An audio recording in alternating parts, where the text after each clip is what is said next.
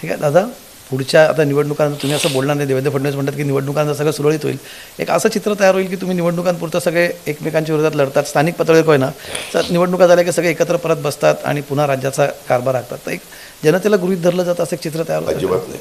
जनतेला गृहीत धरून जो कोणी पुढे जाईल तो त्या क्षेत्रात टिकणारच नाही. जनता जनार्दन हे सर्वस्व आहे. आपण या देशाच्या राजकारणामध्ये अनेकदा कमलेशजी हे बघितलेलं आहे.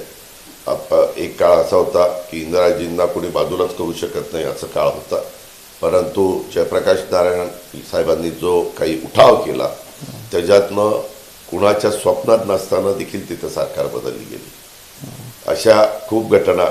किंवा 2014ला मनमोहन सिंगांच्या नेतृत्वाखालचं सरकार चालू होतं, पण ज्या ॲग्रेसिव्हली पंतप्रधान आत्ताचे आणि त्यावेळेसचे भाजपचे नेते यांनी प्रचार केला त्याच्यातनं पूर्ण देश हा भाजपनं व्यापून टाकला. अशा प्रकारची परिस्थिती आपण सगळ्यांनी पाहिली.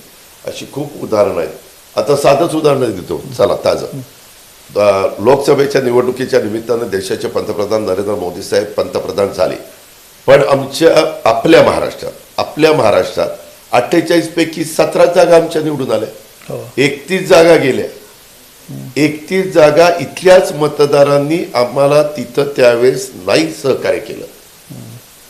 हे तुम्ही जाणता. 5च महिन्यांनी विधानसभा झाल्यावर तिथं लोकसभेचा विचार केला तर आमच्या 100 यायला पाहिजे होता तिघांच्या, आणि त्यांच्या 185 यायला पाहिजे होत्या. हिशोबाने साहित्रिक 18 ना, म्हणजे 30ला गुणिले 6 आणि वरचं 186, आणि आमच्या तेवढ्या यायला पाहिजे होत्या 102. पण तिथं आमच्या 238 आल्या आणि त्यांच्या 50 आल्या.